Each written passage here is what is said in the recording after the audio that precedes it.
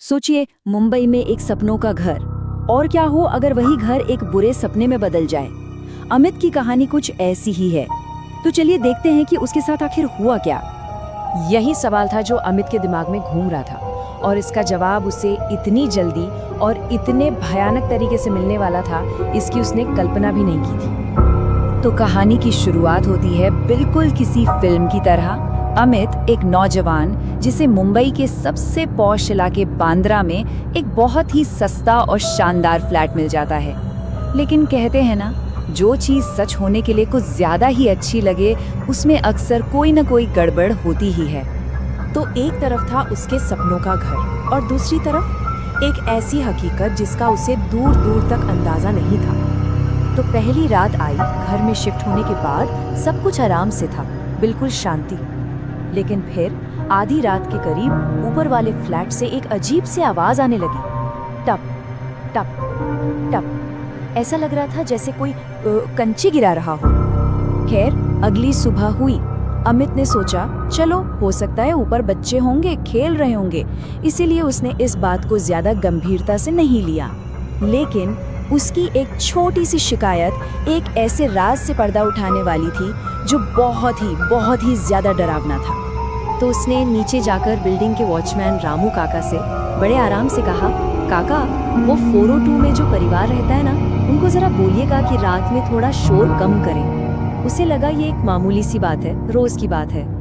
लेकिन रामू काका ने जो जवाब दिया, उसे सुनकर अमित के पैरों तले जमीन खिसक गई।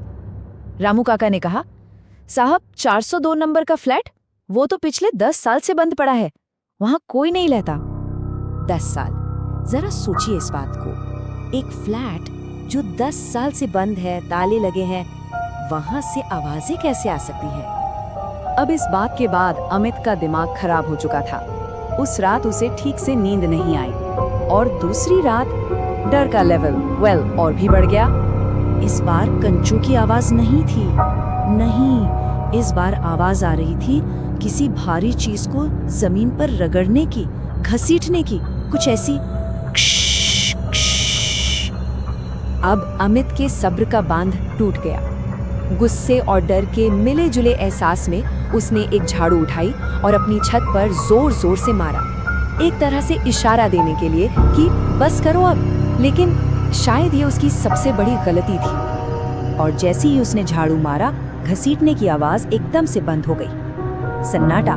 एक पल के लिए अमित को लगा कि उसकी तरकीब काम कर गई, लेकिन ये वो शांति थी जो किसी बड़े तूफान के आने से पहले होती है। तभी एक ठंडी, भारी सी आवाज उसे छत से नहीं, बल्कि ठीक उसके पीछे से, उसके अपने कमरे से सुनाई दी। अब मेरी बारी। उसने पलट कर देखा, और जो उसने देखा वो उसके होश उड़ाने के लिए काफी था। कमरे का दरवाजा धीरे धीरे खुल रहा था। अंधेरे में 2 लाल आंखें चमक रही थी, और ये आंखें जमीन से सिर्फ 2 फुट ऊपर थी। मतलब जो भी चीज थी वो उसकी तरफ रेंग रही थी। अब इसके आगे क्या हुआ होगा? अमित ने अपनी जिंदगी में इतना डर कभी महसूस नहीं किया था। वो बस भागा, और जो सच उसके सामने आने वाला था ना, वो किसी भी बुरे सपने से कहीं ज्यादा खौफनाक था। उसके पास सोचने का वक्त नहीं था। वो बिना पीछे देखे सीधा खिड़की की तरफ दौड़ा। उसने एक पल के लिए भी पीछे मुड़ के नहीं देखा, और बस नीचे की बालकनी पर छलांग लगा दी। चोट लगी, हाथ पैर टूटे, लेकिन वो बच गया था। कम से कम उस पल के लिए तो बच ही गया था।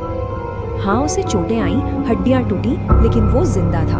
मगर सवाल ये है कि क्या वो सच में उस घर से, उस डर से बाहर निकल पाया था?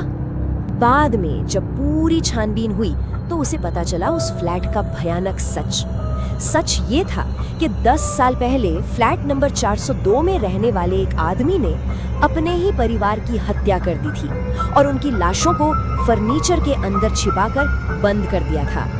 और अब आते हैं इस कहानी के उस अंजाम पर जो साबित करता है कि कुछ डर आपका पीछा कभी नहीं छोड़ते। इस हादसे के बाद अमित ने वो फ्लैट हमेशा के लिए छोड़ दिया। सिर्फ फ्लैट ही नहीं, उसने वो शहर ही छोड़ दिया। वो बहुत दूर चला गया, ये उम्मीद करते हुए कि वो इस पूरी याद को, इस खौफ को पीछे छोड़ देगा। लेकिन क्या डर कभी सच में पीछा छोड़ता है?